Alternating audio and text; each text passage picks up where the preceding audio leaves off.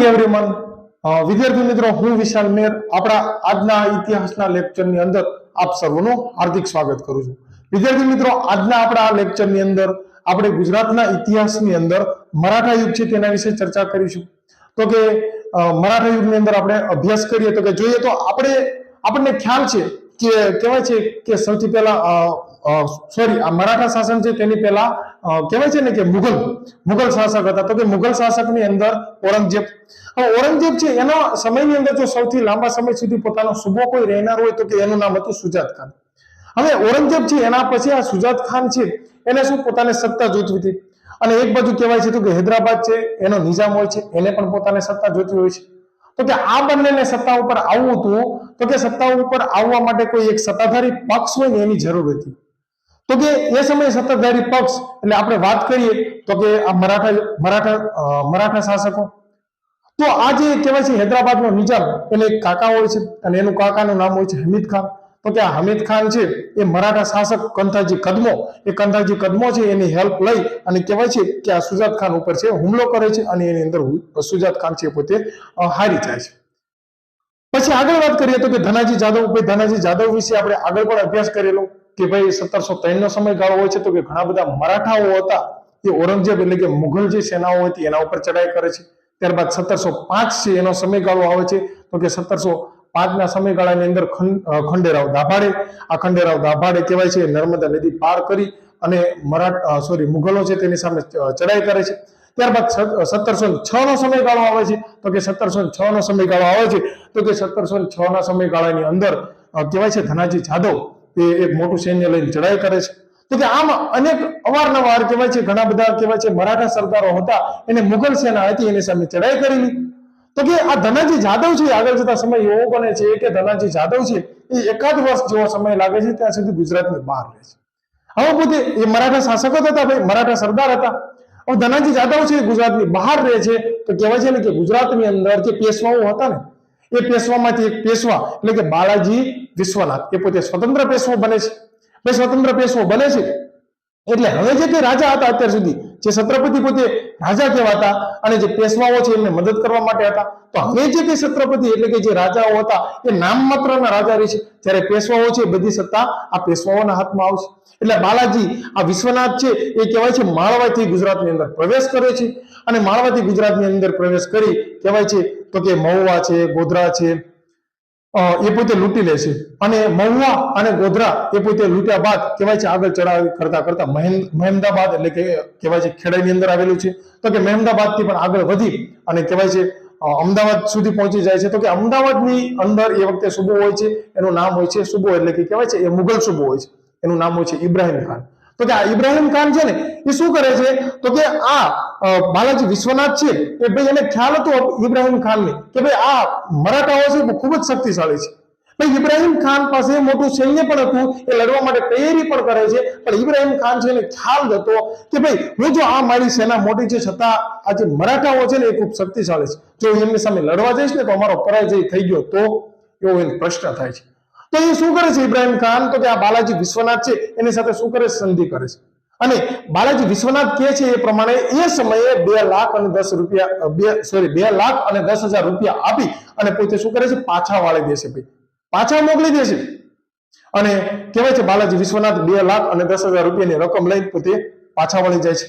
પછી આગળ જતા સમય એવો આવે છે કે ભાઈ ખંડેરાવ દાભાડે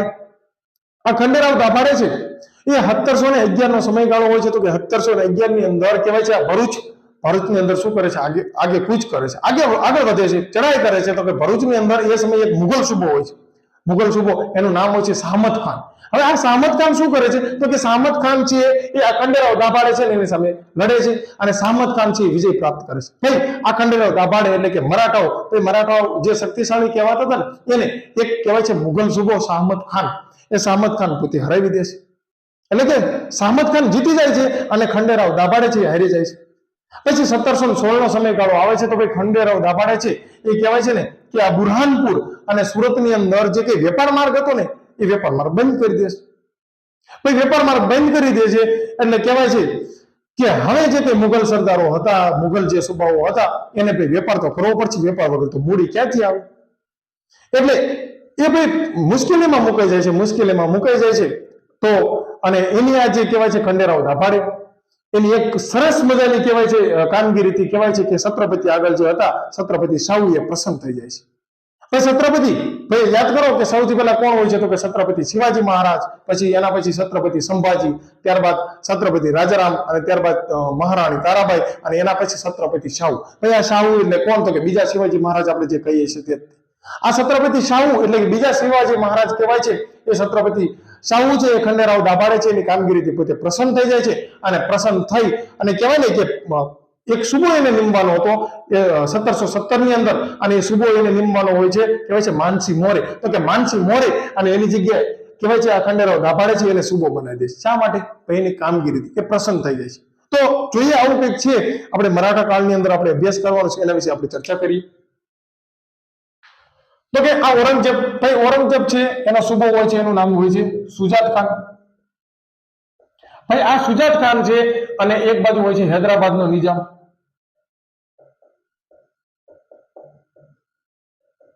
આ હૈદરાબાદના નિજામ અને એક બાજુ આ સુજાત ખાન. ભાઈ આ સુજાત ખાન એટલે કે આ ઔરંગઝેબ છે ને એનો કહેવાય છે મુઘલ સુબો હતો. એટલે કે આ સુજાત ખાન એ સૌથી લાંબો સમય સુબો રહેલા. પણ કોના માટે? ઔરંગઝેબના સમયની અંદર સૌથી લાંબો કોઈ સુબો રહ્યો તો સુજાત ખાન. એટલે કે ઔરંગઝેબનું જેવું અવસાન થાય છે એટલે આ સુજાત ખાન છે એને પોતાને ગાદી પ્રાપ્ત કરવી હોય છે અને એક બાજુ કહેવાય છે હૈદરાબાદનો નિજામ હોય છે એને ગાદી પ્રાપ્ત કરવી હોય છે. ભાઈ એને શાસન ઉપર આવવું હોય છે. તો હવે આ બંને લોકો છે એને જો બે માંથી કોઈ પણ ગાદી ઉપર આવવું હોય તો એ વખતે કોઈ સત્તાધારી પક્ષ હોય એની જરૂર હતી. તો ભાઈ સત્તાધારી પક્ષ એટલે કે મરાઠાઓ ભાઈ એની જરૂર પડે. તો હવે હૈદરાબાદનો જે નિજામ છે એના કાકા હોય છે એનું નામ હોય છે હમીદ ખાન. તો ભાઈ આ હમીદ ખાન શું કરે છે તો કે આ મરાઠા છે એની મદદ લે છે અને મરાઠાની અંદર નામ શું તો કે કંથાજી કદમો. કંથાજી કદમો. હવે કંથાજી કદમો છે એની મદદ કોણ લે છે? આ હમીદ ખાન લે છે. અને આ હમીદ ખાન અને કંથાજી કદમો એટલે કે જે મરાઠા શાસક હતા મરાઠા સેનાપતિ એ બંને થઈ શું કરે છે? સુજાત ખાન ઉપર ચડાઈ કરે છે અને સુજાત ખાન છે એનો પરાજય થાય છે. ત્યાર પછી આગળ આપણે અભ્યાસ કર્યો એમ આગળ જોઈએ તો કે હવે ધનાજી જાદવ છે એને કોઈ કારણોસર ગુજરાત છે એની બહાર રહેવાનું થાય છે. ભાઈ આ ધનાજી જાદવ છે એ કહેવાય છે 1 વર્ષ સુધી અંદાજે 1 વર્ષ સુધી ગુજરાતની બહાર રહે છે. હવે ગુજરાતની બહાર રહે છે તો કહેવાય છે ને સ્વતંત્ર પેશવાઓ એનો ઉદય થાય છે તો કે એની અંદર બાલાજી વિશ્વનાથ. આ બાલાજી વિશ્વનાથ એ પ્રથમ સ્વતંત્ર પેશવો બને છે. ભાઈ બાલાજી વિશ્વનાથ એ પ્રથમ સ્વતંત્ર પેશવો બને છે. તો બાલાજી વિશ્વનાથ પ્રથમ સ્વતંત્ર પેશવો બન્યો તો કે હવે કહેવાય છે ને જે કહેવાતું હતું એક છત્રપતિ. અહીંયા છત્રપતિ કોણ હતા તો કે જે કઈ છત્રપતિ હતા એ બધા રાજાઓ હતા અને આજે કે પેશવાઓ હતા એ એમના કોણ હતા તો કે પેશવાઓ કહેવાય છે એક સેનાપતિ હતા એમને મદદ કરવા માટે. તો હવે આ બાલાજી વિશ્વનાથ એ પ્રથમ સ્વતંત્ર પેશવો બની ગયો. સ્વતંત્ર બન્યો ભાઈ. હવે સ્વતંત્ર બને છે એટલે હવે જે છત્રપતિ જે રાજાઓ હતા એટલે રાજાના હાથમાં જે કઈ સત્તા હતી ને એ બધી સત્તાઓ હવે કોના હાથમાં આવશે તો કે આ પેશવાઓ છે ને એના હાથમાં સત્તા આવશે. પેશવાની હાથમાં સત્તા. અને જ્યારે આજે કે રાજાઓ એટલે કે જે છત્રપતિ છે એ માત્ર નામ માત્રના રાજા રહેશે.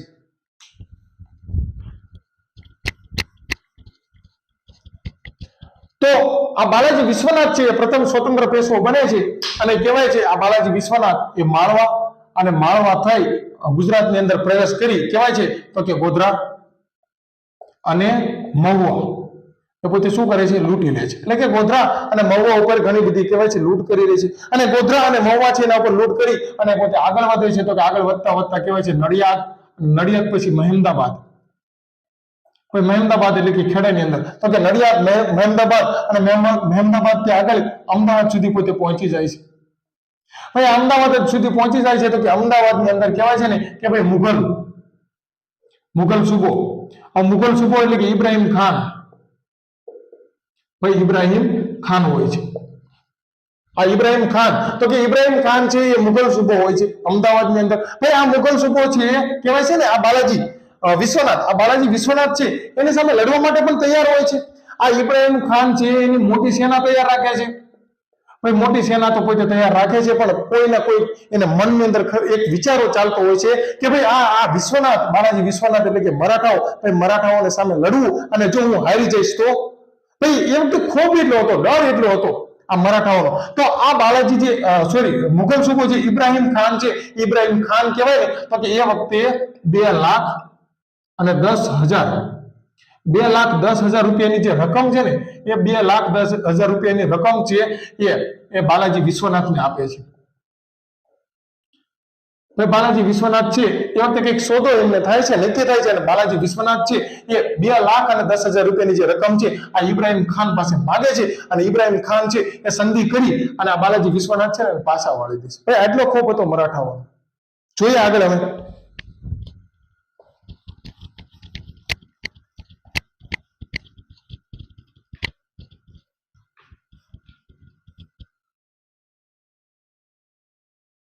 સુબો ઇબ્રાહિમ ખાન, તો કે એના વિશે આપણે વાત કરી. પછી આ ખંડેરાવ ભરૂચની અંદર કૂચ કરે છે, એટલે કે ભાઈ ખંડેરાવ દાભાડે, આ ખંડેરાવ દાભાડે કહેવાય છે, તો કે ખંડેરાવ દાભાડે 1711 નો સમયગાળો હોય છે, અને 1711 ની અંદર ભરૂચ ઉપર કૂચ કરે છે. અને ભરૂચ ઉપર કૂચ કરે છે તો એ વખતે શાહમત ખાન, ભાઈ આ શાહમત ખાન કોણ હોય છે, તો કે શાહમત ખાન મુઘલ સુબો હોય છે. આ મુઘલ સુબો શાહમત ખાન છે એ આ શાહમત ખાન કહેવાય, તો કે આ ખંડેરાવ દાભાડે છે અને શું કરે છે, પરાજય આપે છે. ભાઈ જે મરાઠાઓ, આ ખંડેરાવ દાભાડે એટલે કે મરાઠા, એ મરાઠા જે શક્તિશાળી કહેવાતા હતા, તો કે એ મરાઠાઓ કહેવાય ને, આજ એક મુઘલ સુબો શાહમત ખાન છે એની સામે પરાજય થઈ જાય છે, હારી જાય છે. ભાઈ પાછળ જતા સમય આવે છે તો કે આ ભાઈ ખંડેરાવ દાભાડે છે એ કહેવાય છે 1711 પછી કે 1716 નો સમયગાળો. ભાઈ આ 1711 છે, તો કે 1711 ની સમયે શાહમત ખાન છે એની સામે હારી જાય છે, અને પછી 5 વર્ષ પછી તો કે 1716 નો સમયગાળો આવે છે, તો કે કહેવાય ને બુરહાનપુર અને આ સુરત. આ બુરહાનપુર અને સુરત, તો કે આ બુરહાનપુર અને સુરત ની અંદર જે કહેવાય છે ને એક વેપાર માર્ગ હતો. આ વેપાર માર્ગ છે એ શું કરી દેશે, બંધ કરી દેશે. એ વેપાર માર્ગ બંધ કરી દે છે, અને ત્યાં ઘણી જગ્યાએ છે એ ટોલ નાકા પણ નાખે છે, ટોલ નાકા મૂકે છે. હવે આ મુઘલ જે સેનાઓ છે, મુઘલ જે કઈ સરદારો છે, સુબાઓ છે, એ જાય તો ક્યાં જાય? ભાઈ વેપાર નહીં કરે તો કે મૂડી નથી આવવાની, અને મૂડી નહીં આવે તો કરશે શું? તો આવી પ્રવૃત્તિ કરી, અને આવી પ્રવૃત્તિ આ ખંડેરાવ દાભાડે છે કરે છે, તો કે ખંડેરાવ દાભાડે છે એની આ પ્રવૃત્તિથી કહેવાય છે ને છત્રપતિ સાહુ. છત્રપતિ સાહુ એટલે કોણ, તો કે બીજા શિવાજી મહારાજ કહેવાતા. આ છત્રપતિ સાહુ એટલે કે બીજા શિવાજી મહારાજ છે એ પોતે ખંડેરાવ દાભાડેની પ્રવૃત્તિ છે ને એનાથી ખુશ થઈ જાય છે. હવે આપણે જોયું, ખ્યાલ છે ને આપણે, છત્રપતિ સૌથી પહેલા કોણ આવે, બધા છત્રપતિ નામ ધારણ કરતા, તો કે પહેલા શિવાજી પછી કોણ આવતું હતું, તો કે સંભાજી.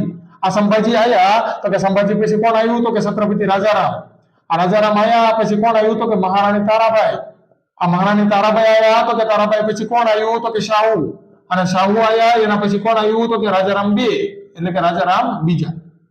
તો કે આ શાહુ જે બીજા શિવાજી મહારાજ કહેવાય છે, તો આ શાહુ છે એ વખતે છત્રપતિ બની ગયા હોય છે, તો કે આ શાહુ છે એ ખંડેરાવ દાભાડે છે એની પ્રવૃત્તિથી ખૂબ ખુશ થઈ જાય છે. અને આ છત્રપતિ શાહુ હવે શું કરશે, તો કે આ શાહુ છે એ સેનાપતિ બનાવી દેશે. કોને સેનાપતિ બનાવી દેશે? ભાઈ આ છત્રપતિ જે શાહુ છે, આ શાહુ છે એ સમયે કહેવાય છે ને માનસિંહ મોરેને પોતે સેનાપતિ બનાવવાનો હોય છે. મોરે છે એને સેનાપતિ બનાવવાનો હોય છે, પણ આ શાહુ છે એ ખંડેરાવ દાભાડેની પ્રવૃત્તિથી ખુશ થઈ અને બને છે એવું કે કહેવાય છે ને ખંડેરાવ દાભાડેને પોતાનો સેનાપતિ બનાવી દે છે.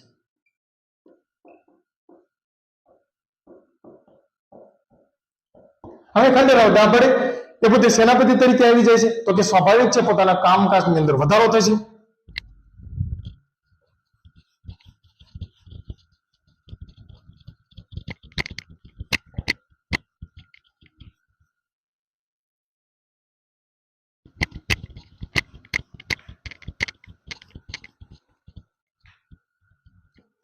હવે વિદ્યાર્થી મિત્રો યાદ છે ને ખંડેરાવ દાભાડે, હવે ખંડેરાવ દાભાડે શું બને છે, તો કે એક સેનાપતિ બની જાય છે. હવે આ ખંડેરાવ દાભાડે છે ને એને મદદ કરવા માટે બે વ્યક્તિઓ હતા, યાદ છે ને ખંડેરાવ દાભાડેને મદદ કરવા માટે, તો કે પિલાજીરાવ ગાયકવાડ અને બીજું કોણ હતું તો કે દામાજીરાવ ગાયકવાડ.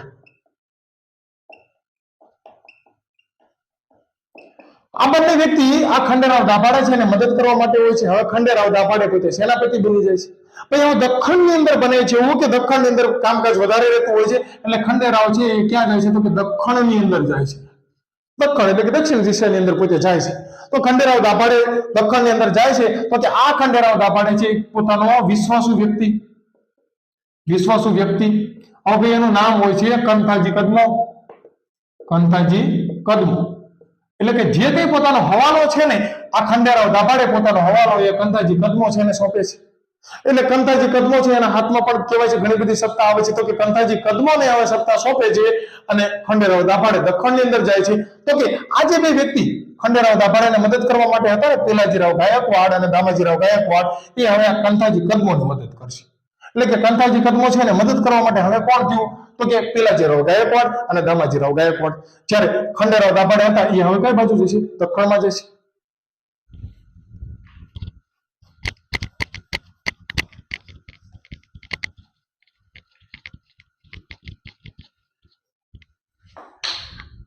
સેનાપતિ ખંડેરાવ જોઈ ગયા પછી કંથાજી એને સ્વતંત્ર હવાલો આવ્યો કંથાજી કદમોને. હવે પેલાજીરાવ ગાયકવાડ છે એની પ્રવૃત્તિ ભાઈ આપણે અત્યારે જોયું તો કે હવે કંથાજી કદમો છે. આ કંથાજી કદમોને મદદ કરવા માટે બે વ્યક્તિ આવે છે. એક પેલાજીરાવ ગાયકવાડ અને બીજું દામાજી. બંને ગાયકવાડ. ભાઈ ગાયકવાડ પોતે કોણ હતા તો કે ગાયકવાડ એટલે પોતે બીજું કોઈ નહીં મરાઠા જ હતા. ભાઈ ગાયકવાડ કયો અથવા તો ભોંસલે કયો એ બધા મરાઠાઓ જ હતા. તો કંથાજી કદમો છે ને મદદ કરવા માટે જે પેલાજીરાવ ગાયકવાડ હોય છે હવે બને છે એવું કે પેલાજીરાવ ગાયકવાડ છે ને એ પોતે 1732 ની અંદર મૃત્યુ પામે છે. 1732 ની અંદર મૃત્યુ પામે છે એ પહેલા એ આક્રમક પ્રવૃત્તિ કરી લે છે. ભાઈ કહેવાય છે આ પેલાજીરાવ ગાયકવાડ એ મૃત્યુ પામતા પહેલા આક્રમક પ્રવૃત્તિઓ કરે છે. આ આક્રમક પ્રવૃત્તિઓ કરે છે એની અંદર આ પેલાજીરાવ ગાયકવાડ છે તો કહેવાય છે કે પેલાજીરાવ ગાયકવાડ છે અને સોનગઢની અંદર પોતાની રાજધાની બનાવેલી. ભાઈ આપણને ખબર છે ગાયકવાડ છે એની રાજધાની કઈ રહેલી છે તો કે ગાયકવાડ છે એની રાજધાની ભાઈ વડોદરા રહેલી છે. ભાઈ ગાયકવાડની રાજધાની વડોદરા. પણ આ વડોદરા રાજધાની હતી એની પહેલા ગાયકવાડ છે એની રાજધાની ભાઈ સોનગઢ રહેલી અને સોનગઢની રાજધાની કોને બનાવેલી તો કે પેલાજીરાવ ગાયકવાડ. ભાઈ આ પેલાજીરાવ ગાયકવાડ છે એને ભીલ પાસેથી કહેવાય છે કે 1719 નો સમયગાળો હોય છે ત્યારે આ સોનગઢનો જે કિલ્લો છે મેળવેલો કોની પાસેથી પેલાજીરાવ ગાયકવાડે કિલ્લો મેળવેલો તો કે ભીલ લોકો છે એની પાસેથી 1719 ની અંદર પેલાજીરાવ ગાયકવાડે સોનગઢ છે એનો કિલ્લો મેળવેલો અને કિલ્લો મેળવી પોતાની રાજધાની એમને બનાવેલી. પેલાજીરાવ ગાયકવાડ તો કે ભાઈ બહુ સારા વ્યક્તિ હતા. આ પેલાજીરાવ ગાયકવાડ છે એ પેલાજીરાવ ગાયકવાડે ભીલ લોકોને અને પોતાના જે અન્ય જે પાડોશીઓ હતા એ બધાને પણ મદદ પણ કરેલી. ભાઈ આ જ પેલાજીરાવ ગાયકવાડે સુરતની અંદર અનેકવાર હુમલાઓ કરેલા. ભાઈ સુરતની અંદર શું કરેલા તો કે હુમલાઓ. સુરતની અંદર શા માટે એમને હુમલાઓ કરેલા તો કે ખબર છે આપણને સુરત એ બંદર એ મુબારક અથવા તો મક્કાનું પ્રવેશ દ્વાર તરીકે જાણીતું હતું. તો એટલા માટે આ પેલાજીરાવ ગાયકવાડ છે એ સમયે કહેવાય ને તો કે મુઘલોની સત્તા હતી. સૌથી પહેલા મુઘલ જે કઈ સુબેદારો હતા એના મુઘલ સુબેદારોની સામે આ પેલાજીરાવ ગાયકવાડ છે એને સુરતની અંદર હુમલાઓ કરેલા. ત્યાર પછી આગળ જોઈએ